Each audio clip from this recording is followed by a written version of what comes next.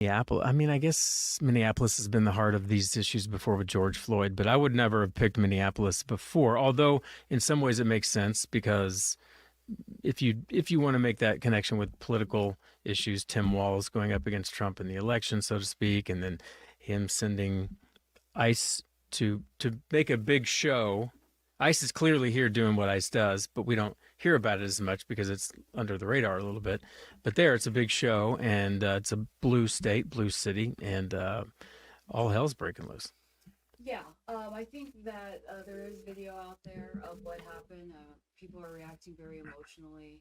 There's visuals being held in Minneapolis at this hour, and those poor folks, you could tell that they are definitely moved by this and really, really upset. They're outraged by ICE in their communities, and now another death at the hands of ICE because they are braving frigid temperatures. That's dedication for real. Yeah.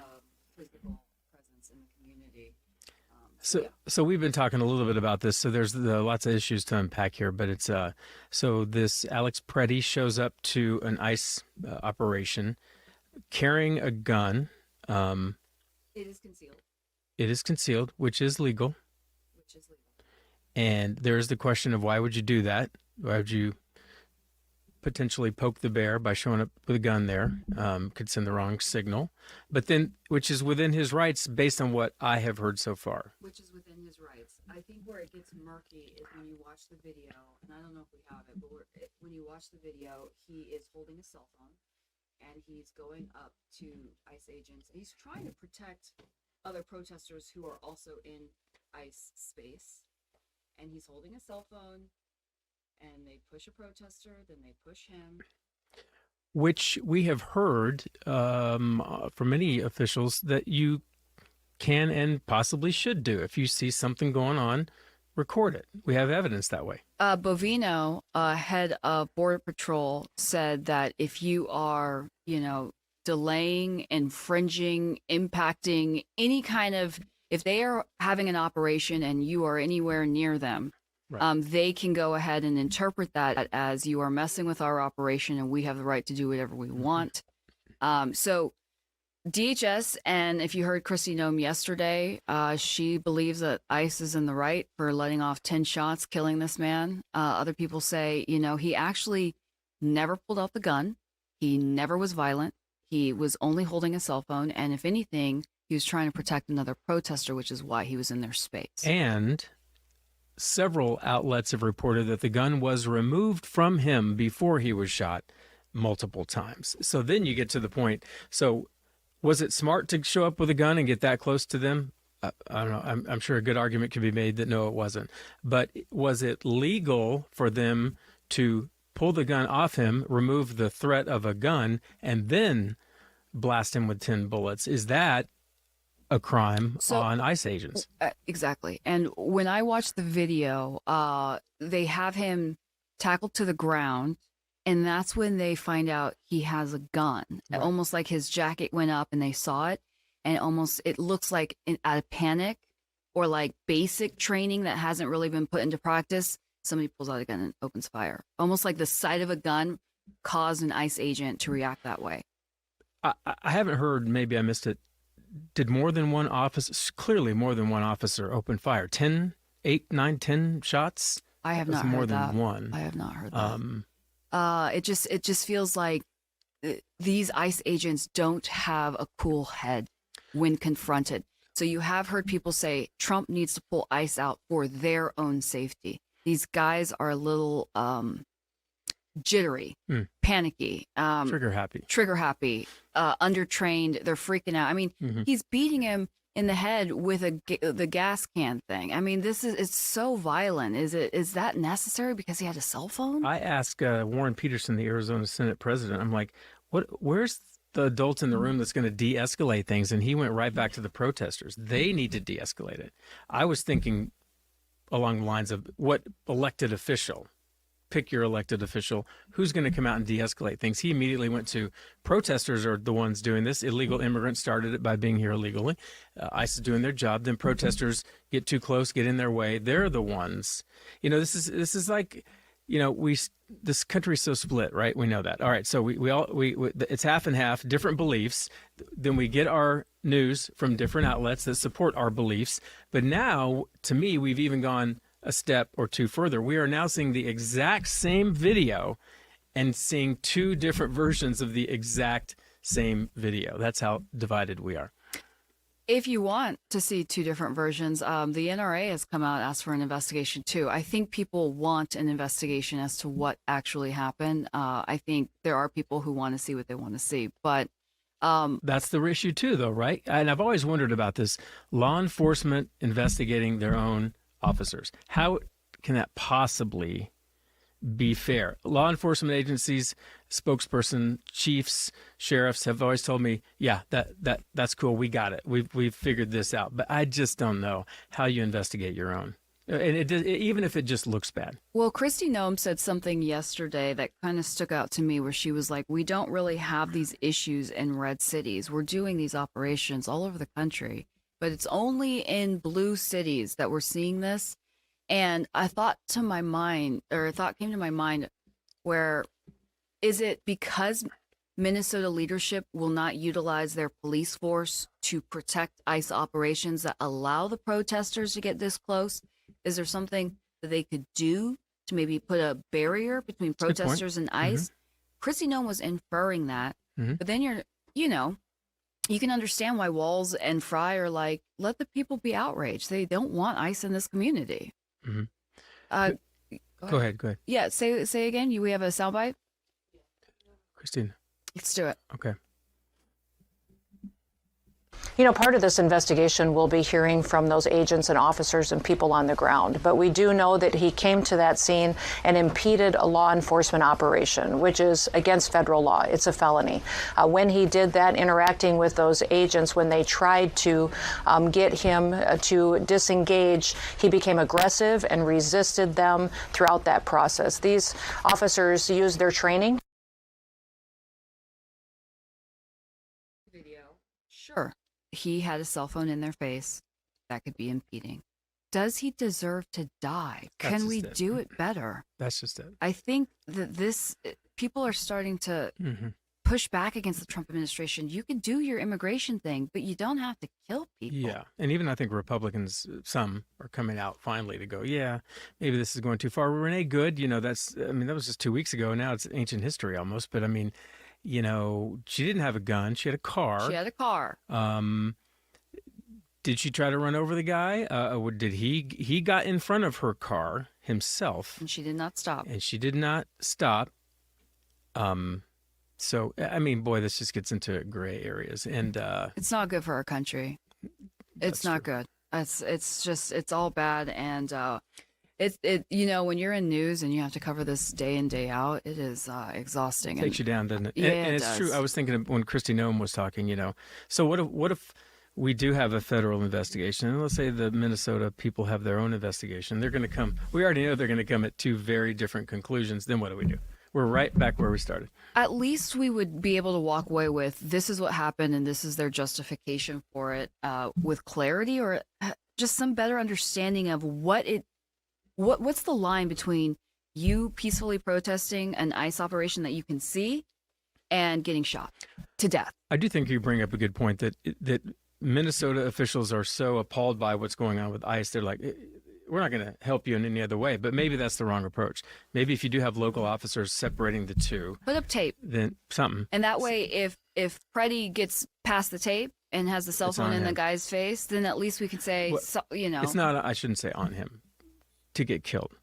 But don't go past the tape, clearly. That would help, right? That would help the situation a little bit. And I hope other, leaders across the country are seeing this. Isabel, we have a soundbite from Governor Walz, right? Yeah.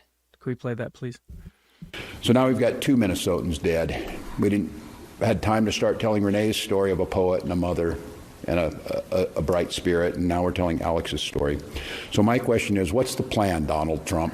What is the plan? What do we need to do to get these federal agents out of our state? He's not going to get them out. How can we do this peacefully? How can we do this with humanity? How can we ensure that you guys are going after the hardened criminals like you promised and not just regular folks with American citizens? I mean, they're not going to leave, but can ICE, can Kristi Noem, can Bovino do this better? And can we hold the administration accountable to do this better? Mm-hmm. I think we should be able to. We should be, these are man-made problems and they should be man-made solutions. And I believe it's on President Trump to address this. He needs to stop hiding behind Kristi Noem, and he needs to address this and address the American people.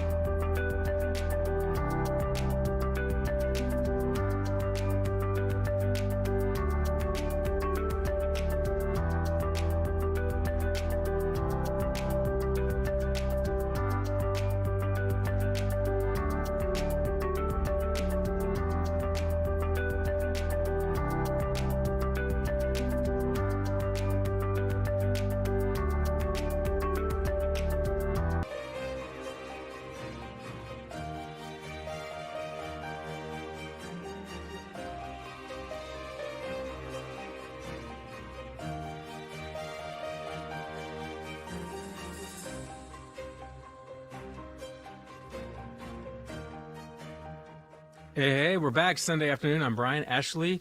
We have another Ashlie, and we have Isabel back there helping us out. And Hans is here, our movie expert. Hey, what's up? Right. 3 movies today, huh? Yeah, well, 2 movies, and then we'll talk about Sundance a little bit. Oh, yeah. Yeah, Okay. yeah. What do you got? We got Mercy. This stars Chris Pratt as Chris Raven, a detective on trial for the murder of his wife in a near future scenario. Not that I know of. From there are like 5 movies called Richard Mercy. Gere? Or Oh, okay. 8 movies called Mercy. So there are a lot of movies called Mercy. Is there like evidently. a time they have to wait to rename it the same thing? I know, right? Right. Yeah. But this guy has 90 minutes to prove his innocence, because in this near future, you're guilty until proven innocent. Oh, that's or not you good. are summarily executed. And we have a little trailer. We have a little trailer from the movie. Awesome. Yeah, it's like some. I'm Judge Maddox, and this is the Mercy Capital Court. A judicial system powered by artificial. Yeah, so I mean, in this near future, you're basically killed within 90 minutes unless you can prove that you're innocent, because you're assumed to be guilty. This totalitarian AI program was created by the Chris Evans character, Detective Chris Raven.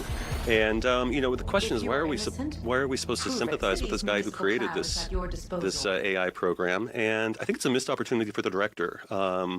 It honestly I feel like it never seems to question the totalitarianism here. It glosses over those aspects of it, that one is guilty until proven innocent and that you're executed.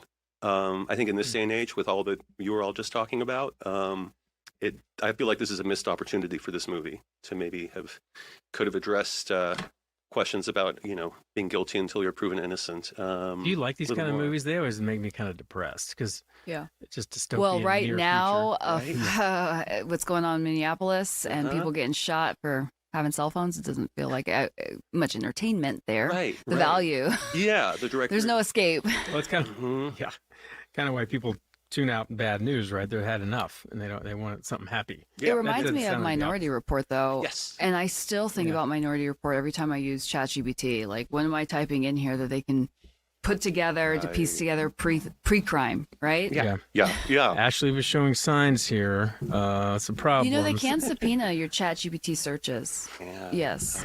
And yeah. ChatGPT the other day, I asked it a few things, not a lot, but it somehow figured out what I do for a living. And I'm like, how do you know that? Wow. And it said, it was smartly said, well, that's a good question. And then it explained, based on your other questions, we put 2 and 2 together. And I'm like, I see. So with this, I've never found Chris Pratt to be a great actor. I think he was really good in Parks and Rec when he was more comedic. Yeah. And then as soon as he transitioned over to the Jurassic franchise, he just kind of went flat. Yeah, but he bulked up and got big muscles. And that's what Hollywood wants, and man. then his personality like shrunk. Yeah, he's a better comic actor than he is a dramatic actor, especially in this where his wife is supposed to have been killed. He doesn't carry that very well, I'm afraid. But and if one is looking for like just a mindless action movie, this will do the job. But and visually, it's very exciting. The director was one of the founders of this what's called the Screen Life movement. I hadn't heard of before, but where a story is told through cell phone videos and surveillance videos and aerial footage. So much of the movie is told that way. And he's strapped to a chair for most of the movie, watching all of these events unfold through all these different cameras, and that's exciting, and it makes it a really interesting action film. But such a missed opportunity not to address, the fascist aspects of this near future that we're watching in this movie. Isn't it harder to be a good comedic actor than serious actor? Right. I mean, comedy's hard, I think, right, Yeah. to do. But that's what they say. Yeah. He's got it. I'm really not impressed by Amazon Studios, to be honest. Ever since they spent that much money on Ring of Power, and it just fell so flat. I was like, ugh.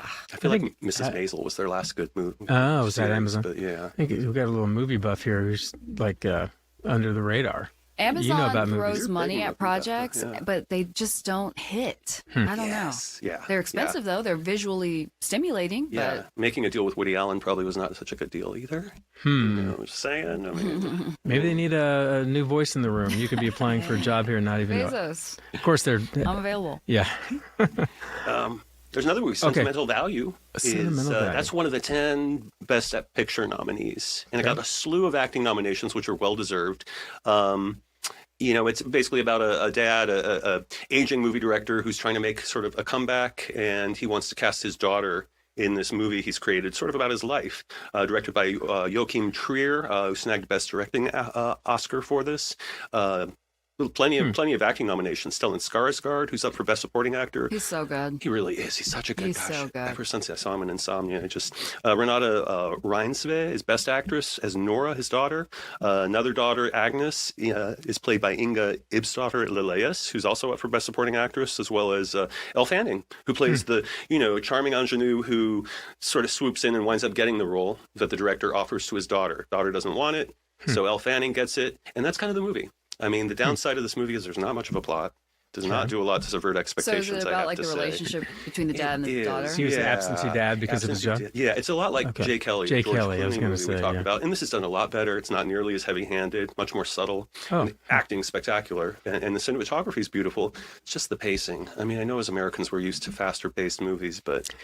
I do. I noticed my ADHD right then when I have a slow burn movie and it's good, but I'm still like, and I know that's my problem, not the movie's problem, but it's like, I got to take some Xanax or something just to calm me down. That's how I felt. Halfway through, I have to admit, I had to stop and watch an episode of Heated Rivalry. I mean, I was just, right? Yeah, boy, love got Heated some Rivalry. cheers from the crowd over there. Yeah. Okay. But I made it through it. And, again, beautifully shot. There's a fun interplay between art and life, how the movie that they're making reflects the actual events that happened. And it's just a lack of a plot and a slow pacing. And not much of a subversion of expectations either. It's kind Did you see Sorry Baby or something like that? Yes, I did. I felt the same way about it. Yeah, I kept wanted waiting to. for this, like something bad happens, but I was waiting for some sort of kind of conclusion that just petered out, I thought. Like, okay, I know, it was good acting. It shot well, all that good stuff, but it was like,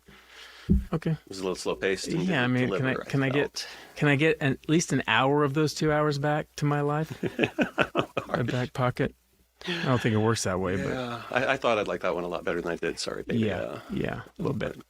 Yeah. I was asking about Chandler. Well, there's Sundance going on. Sure, And we'll there's talk about Chandler Sundance. International. Yeah, Film we got Festival. that going on in the Whoa. Valley with I think 35 countries represented at the Chandler, Chandler International stepping it Film up. Festival. Yeah, and some locals, a lot of locals. Yeah, Nice. yeah. But then Sundance, there's Sundance. Sundance is in full swing right now. You can watch movies at home starting on Thursday. There's still tickets you can buy if you want to pay $35 for a movie, which is a lot, admittedly, but it's a movie months before it's going to come out in theaters. Okay. And basically, it's also you get a Q&A at the end. But one that seems to get a lot of buzz right now online, people are loving, is called Josephine. It stars Channing Tatum. It's about a child who witnesses a shocking crime in Golden Gate Park, and it upends the whole family. And there's not. It's hard to know completely what it's about, but that's the understanding, is that there's something violent that she witnesses, the child witnesses, and so that's getting a lot of buzz. Another one by director Greg Araki, I Want Your Sex, is getting a lot of buzz. Comedy on sexual politics, threesomes, the sexlessness, quote unquote, of some young people. That's as I understand. That's getting a lot of good buzz. And Greg Araki, this is his 10th film at the festival. He did stuff like Doom Generation, Mysterious Skin with Joseph Gordon-Levitt. So Did they play the some George racing Michael movies. song at any point? I would hope so. Yeah, That's what I want to know. That's what I want to know. Your thoughts on Channing Tatum? I think Blink Twice was okay. I mean, has he been in a movie where he really got to show off his acting chops? I feel like sometimes Brad Pitt does get an opportunity to show, but he really is just eye candy. You know what I mean? I feel like Channing Tatum is kind of A eye little bit the candy. same. Yeah. I wondered about him after the Magic Mike stuff went off, and I thought, I wonder if he's. I don't know. I don't know the game in there, but is he just going to peter out? But those guys don't. Takes a lot for them to peter out, I think, because he's back now doing a lot of things that are getting some attention. And I don't know. Once you've made money for Hollywood, you can always kind of have a job until you don't. Right. Well, I think he's trying to revive his indie credibility, or make sure he's proving his acting chops in this movie Josephine, Okay, enough. cool. which he's getting a lot of acclaim for, and it is available to watch at home.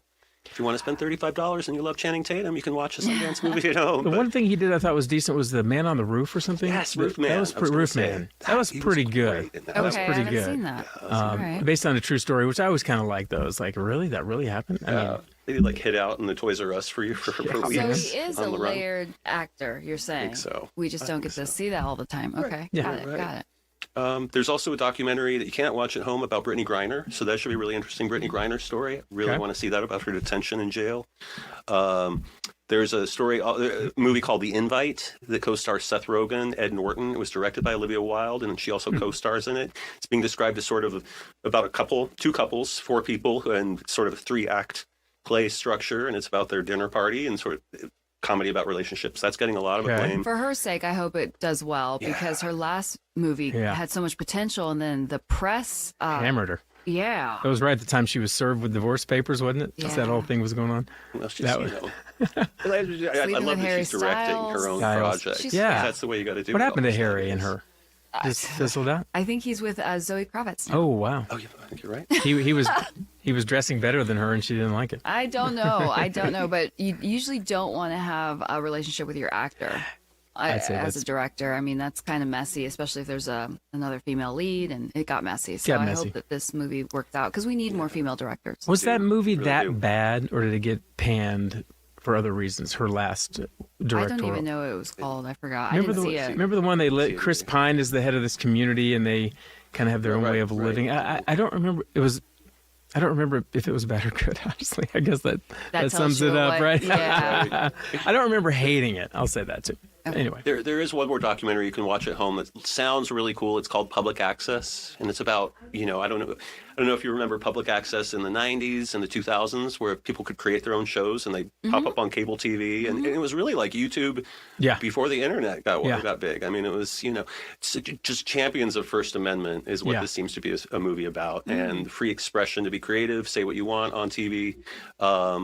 that's Yeah. cool. Like Yeah. pirate TV. I saw a thing on that with the beginnings of hip hop, and this guy was like just a worker at some public access TV station. He just floated the idea, and they're like, "Go for it." And he went out and shot it all. He didn't really want to be a star or a big shot. He just would interview these hip hop. And this is the beginning of hip hop, and they were going over how cool that was in retrospect. And all these big names were back there before they were anybody, and it was anyway kind of cool. right. And then there was like the almost X-rated shows going on. If Oh, you yeah. turned on your kid and you're like, "Whoa, what's this?" Yeah, and it covers Is some mom- of that. is this that movie, mom watching me? evidently. Yeah, you remember, especially Manhattan. You both lived in Manhattan, Big like time. I did. And Yeah. I mean, sometimes the Manhattan public access was more entertaining than a lot of the stuff Yeah. on the other channels. You could Crazy. sit and watch that. My roommates and I would sit and watch public access sometimes for an hour or two, and just shake our heads and go, "I can't believe they're putting this on TV." Yeah, this isn't Gomer Pyle anymore. Yeah, no. Oh my. Wow.